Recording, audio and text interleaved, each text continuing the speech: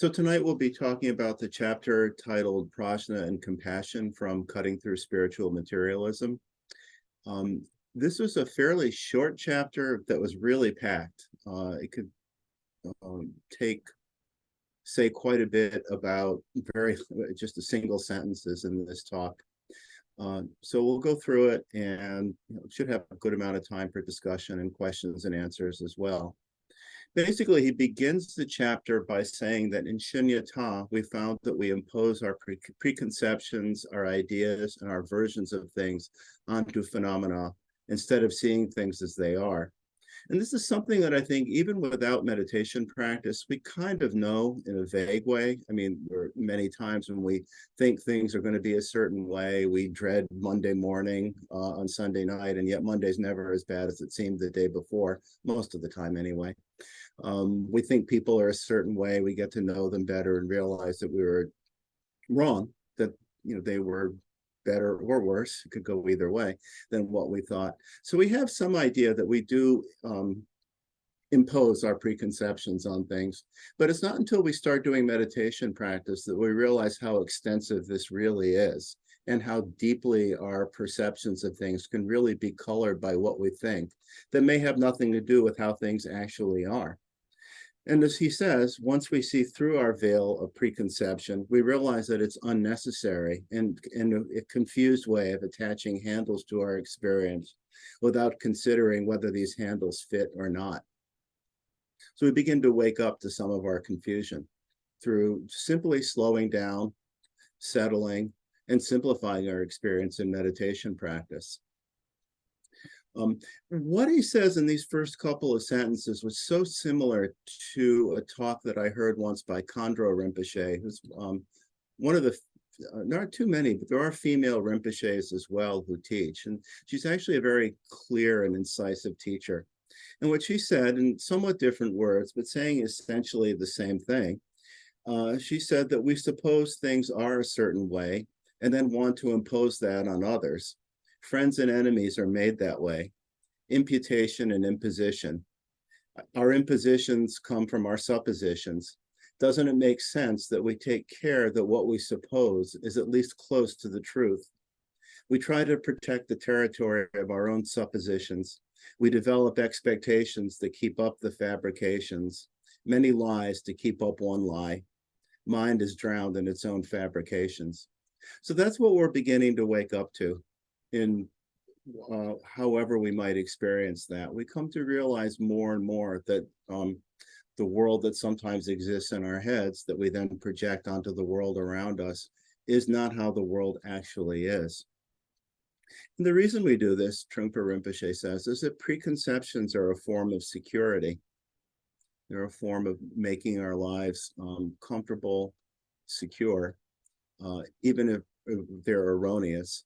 And even if, in fact, our tendency to suppose and impose or to creates a great deal of suffering and confusion for us, as well as harm to others. In any case, what he says, as we heard about last week in the reading last week, is that form is empty and doesn't need our categorizations to express its full nature. That form is in itself empty of preconceptions, free of all imputations.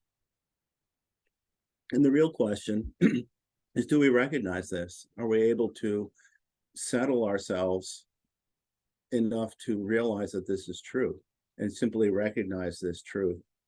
But then he says that that we can also work with emptiness in such a way that it becomes a form as well, that emptiness is form, that at that point we have too much ambition.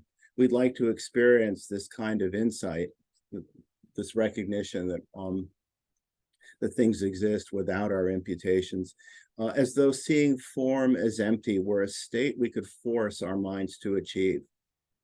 So that it becomes a problem as well when we feel that in some way we need to create a shunyata experience, or that we see things as empty without realizing the fullness and the vividness of things. And I guess another way of stating this is that we don't need to create shunyata. Shunyata is how things already are. It's what we do because we have to sometimes wake up to our tendency to impose and impute and suppose things about the world around us, that it sometimes might seem as if we were creating shunyata, but in fact, that's not the case. What we're doing is removing the covering, removing the veil, but shunyata is really always there. And again, we have little glimpses of this all the time. One example that I always think of in terms of how things can seem so full until you're in another environment, another set of causes and conditions, and then realize the emptiness of what seemed so important before is when I travel to a foreign country and suddenly American dollars, which anybody would take, I might as well be handing people monopoly money in another country. And unless I can find a place to exchange cash, what seems so valuable and so real suddenly is just a piece of paper. And a different piece of paper takes on value. And then we come back to the United States again. I guess Canada would be the one exception to this. I found the Canadians were willing to take American dollars. But in a lot of countries, it's just not the case. They do not want to take American dollars. So what seems so valuable, so real, so definite in one environment, change the causes and conditions becomes insignificant and something else takes its place. So we have these hints of the emptiness of things, the emptiness of what we impose and in a lot of different experiences. If we're honest and can look at our own experience in a realistic way, we realize that's actually true for a lot of things, that we impute a lot of value, a lot of significance, a lot of meaning to things, and that it's only takes on the meaning that it does because of relative causes and conditions. And when those conditions change, then all those imputations become, they're empty. And we realize that they don't apply and that they're not inherent in things, that they're imposed by us because of the causes and conditions that we're in. In any case, so we have to, as Trungpa Rinpoche says, if we work too hard to try to impose some cognitive idea about emptiness on things, then that creates a problem too. We don't have to create shunyata. Thus, we have to give up, he says, we have to give up our ambition to see form as empty. Then form really emerges from behind the veil of our preconceptions. We begin to see things exactly as it is, that without any kind of conceptual overlay.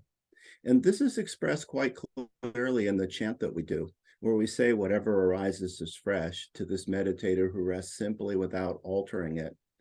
My meditation be free of conception. So that's it's exactly what we're talking about here. And when this happens, then form is form, emptiness is emptiness, and there's nothing to hang on to.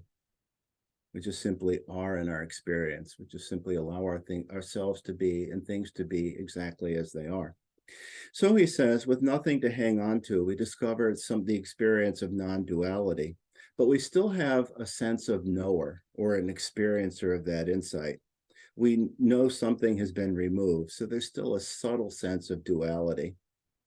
And he says this is a traditional phase between Mahayana and Tantra.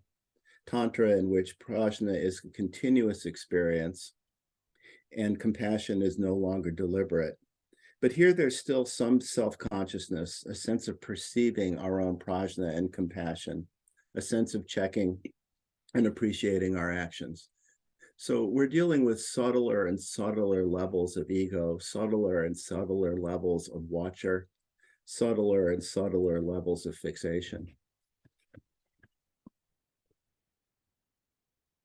He says prajna is a very sharp, precise, and intelligent state of being that can penetrate and reveal situations. And compassion is the open atmosphere in which prajna sees. And I think at this point, it's important to note that the relationship between prajna, which is what sees shunyata, and compassion is really a two-way street. That it's through our experience of compassion, our willingness to open ourselves compassionately, that this is what is Trungpa Rinpoche says, this is what begins to thaw out ego, begins to thaw out the fixations and the frozen preconceptions of ego, that our willingness to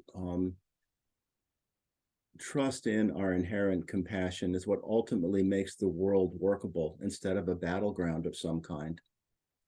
And that it's prajna, at the same time, prajna makes compassion more powerful, more direct, and less self-referential. So it's a two-way street between prajna and compassion.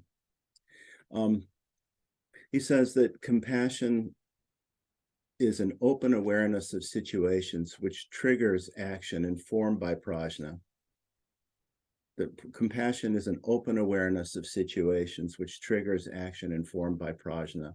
So here again, we're talking about actions like the paramitas that we talked about a couple of weeks ago: generosity, discipline, patience, exertion, and meditation, being informed by prajna, so that the action is truly skillful. And the Sanskrit word for skillful means is upaya, and it said that ultimately upaya and prajna work together, and that's what he means here. He says compassion is very powerful, but must be directed by the intelligence of prajna, just as intelligence needs the atmosphere of the basic openness of compassion. So here again, we're talking about a two-way street. It's compassion that compassion must be directed by prajna, but at the same time, prajna or intelligence needs the atmosphere of basic openness of compassion. That it's through compassion that we begin to, at the Mahayana level, let go of the fixations of ego, where we don't always need to put ourselves first, and we don't need to refer every situation back to what it means to me, but can actually express compassion and kindness to others in a less self-referential way. Compassion, he says, contains fundamental fearlessness without hesitation. And there's examples of this in the Mahayana, but I think one is a mother who, without hesitation, will jump into a river to free her, to save her child who's being swept away by the current. That there's no hesitation and there's complete fearlessness because of compassion. So compassion contains fundamental fearlessness without hesitation, marked with tremendous generosity. He says generous fearlessness is the fundamental nature of compassion and transcends the animal instinct of ego. The animal instinct of ego being concerned about my survival, my happiness, my pleasure. And it's compassion, again, that opens us up, that creates the open atmosphere in which prajna sees, as he said. Ego would like to establish its territory, whereas compassion is completely open and welcoming. So again, compassion is the open atmosphere in which prajna sees. But compassion begins to play a part in the practice of meditation when we experience not only calm and peace, which is what we work toward in the Hinayana, individual salvation, but we also begin to have a sense of warmth, a sense of openness and welcoming. When this feeling arises, sense of warmth, openness, compassion, there is no longer any anxiety that external agents will act as obstacles to our practice of meditation. So again, it's compassion that makes the world workable instead of a battleground. Or as he says, there's no longer any anxiety that external agents will act as obstacles to our practice of meditation, that we're able to meet the world, meet other beings in an open, welcoming, warm way with compassion. And a lot of the Lojong slogans, which we studied some time back, relate directly to this experience. Whatever you meet unexpectedly, join with meditation. When the world is filled with evil, transform all mishaps into the path of Bodhi, the path of awake. Be patient whichever of the two occur. You're well trained if you can practice even when distracted, and even meditate on whatever provokes resentment. The idea is that because of the openness that we experience through the experience of compassion and prajna, both, that increasingly everything becomes a practice situation. So that again, as he said, There's no longer anxiety that external agents will act as obstacles to our practice of meditation. Rather, they become our practice of meditation. So this instinctive warmth, which he says is developed in meditation practice, also extends to the post-meditation experience of awareness. He says, with true awareness, you can't divorce yourself from activity, by which he means that we can't try to be aware as if awareness were something we possess while engaged in an activity. He says trying to combine awareness and action in an unskillful way is like trying to mix oil and water. So basically, what this means is, in terms of bringing awareness into post-meditation experience, we need to transcend goal orientation. That if we approach things with an agenda of some kind, that it's harder to be skillful in our practice of awareness. He says true awareness must be open rather than cautious and protective. True awareness must be open rather than cautious and protective. It is open-mindedness experiencing the open space within a situation. He says we might be working, but awareness could also operate within the context of our work, which would then be the practice of compassion and meditation. So hopefully we're doing this now in our study and contemplation. We're studying with a sense of compassion as well as practice of meditation and prajna. That generally, he says, awareness is absent in our lives. We're completely absorbed in whatever we're doing and forget the rest of the environment. But the positive force of compassion and prajna is open and intelligent, sharp and penetrating. And what this gives us, what this affords us, is a panoramic view of life, which reveals not only specific actions and events, but their whole environments as well. And he says that this is what creates the right situation for communication with others. So this is how the experience, the practice of compassion and prajna helps us let go of being completely absorbed in some way, completely caught up in a mindless way. And out of this comes the right situation for communication with other people, communication with others. He says we must not only be aware of what a person is saying, but also open to the whole tone of their being, the quality of their presence. So he's talking about communication not simply on the level of words alone, but really taking in, really feeling, really being with another person in a wholehearted, completely open way. That many times the words alone don't really communicate or convey what a person's really experiencing, so that we need to be more open than just simply listening to the words alone. When he says, when a person is wise and compassionate, their actions are very skillful and radiate enormous energy. So here again, we're talking about skillful means and upaya. And he says that this skillful means, or upaya, which is the combination of prajna and compassion, prajna and the paramitas, or the action that comes out of prajna and the paramitas, that this type of action is not devious or diplomatic, but just what happens in response to a situation.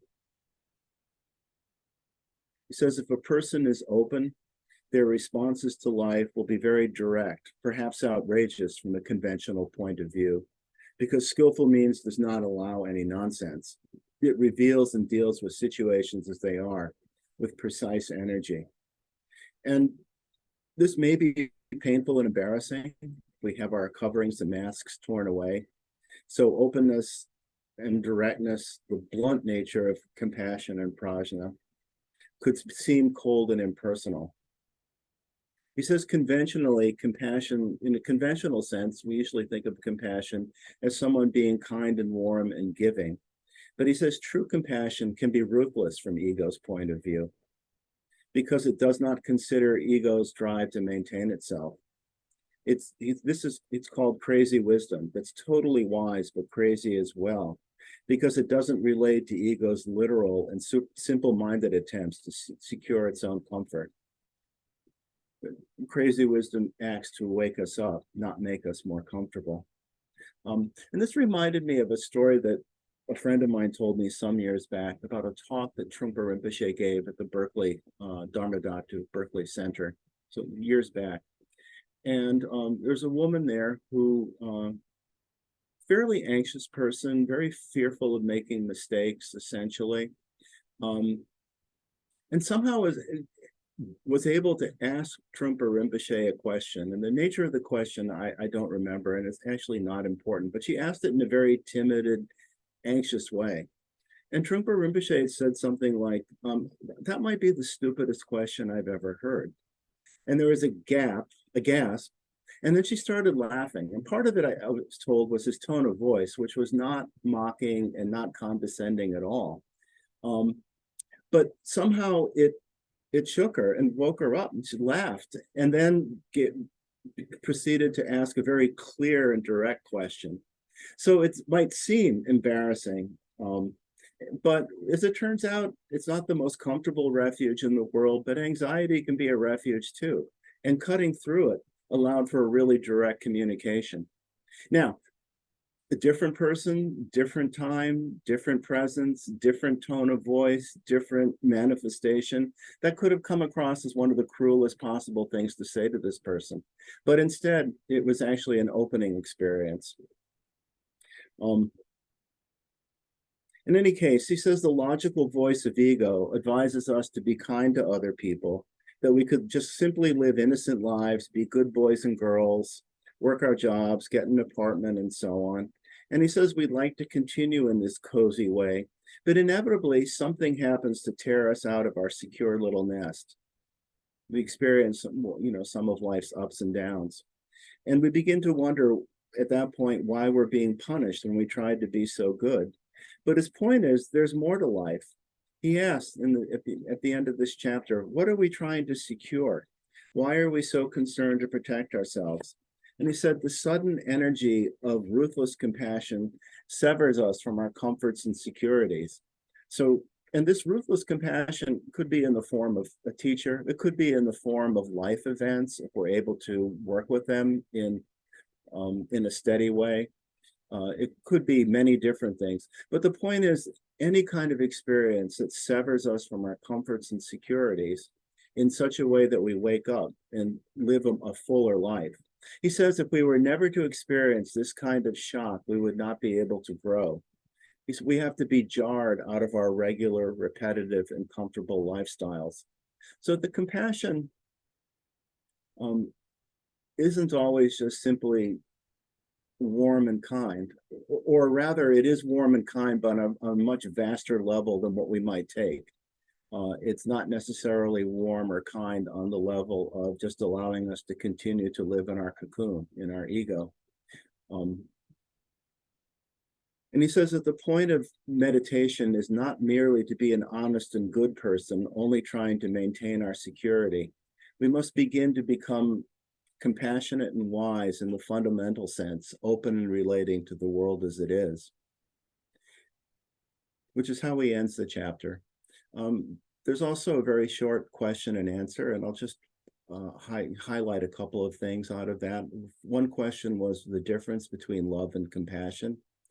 And he said that oftentimes love is a situation in which we either regard someone as our baby or we want to be someone else's baby. In other words, there's a sense of dependence and, again, maintaining ego, maintaining a sense of comfort.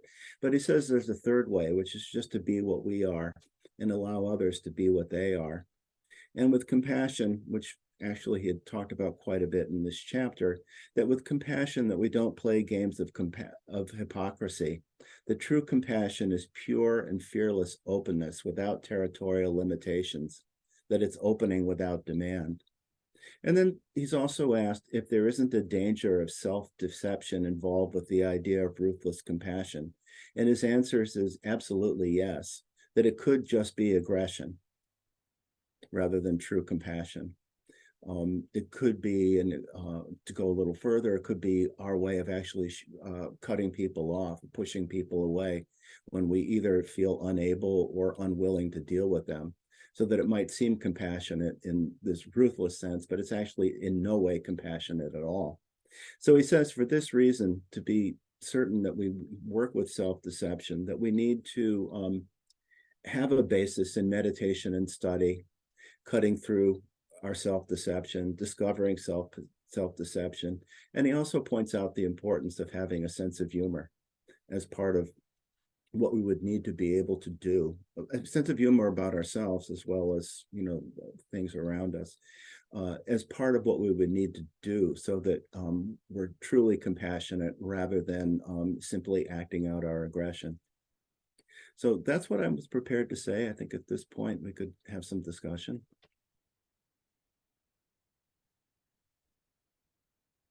Or unless, John, you wanted to add anything.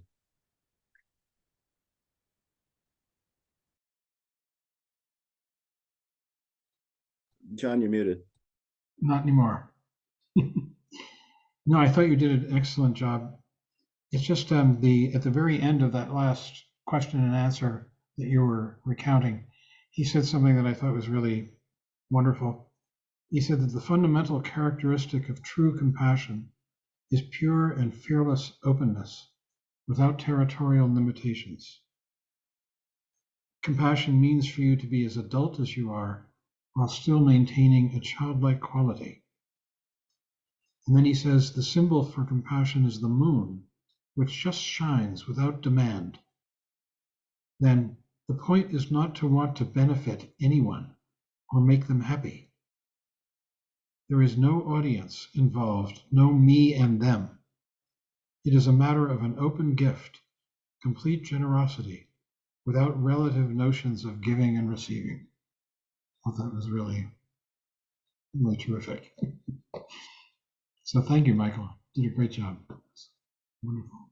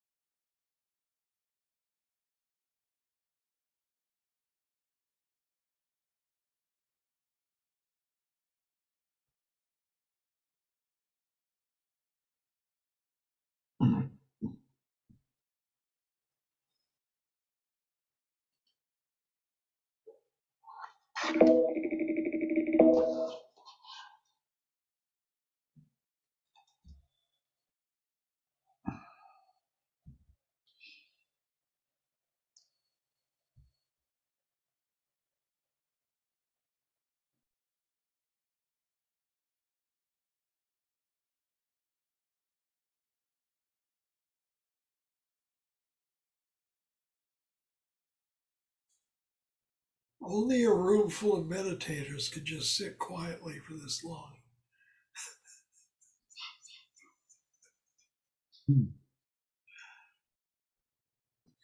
Hi.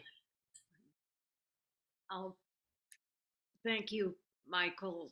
I just wanted to say I can certainly relate to that story about the woman asking that question and being so intimidated. But it's like I never know where it's going to come from, where the opening is going to happen. And the harder I look for it, it's most elusive. Um, but what you suggested here, what Chogyam suggesting, is pretty abstract for me. To in difficult relationships, and I'm thinking in particular about a daughter um, that's it's fraught, and how to approach with no agenda, no expectations, um, any person that I hope to be closer to, or just present, in the presence of. Um, so that's all I wanted to say, is looking for the opportunity doesn't always work. I just don't know when it's going to come. Thanks. I'm curious what your take on, anybody's take on that or experiences. Thank you.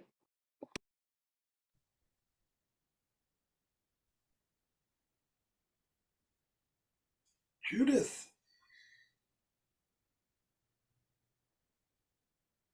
Hi. Gee, that really brought up for me. Last night we went to this thing called the Blaze, which is a huge pumpkin exhibition at night. And it was, a fairly crowded walk through this display at night with a little grandson and my son and his wife.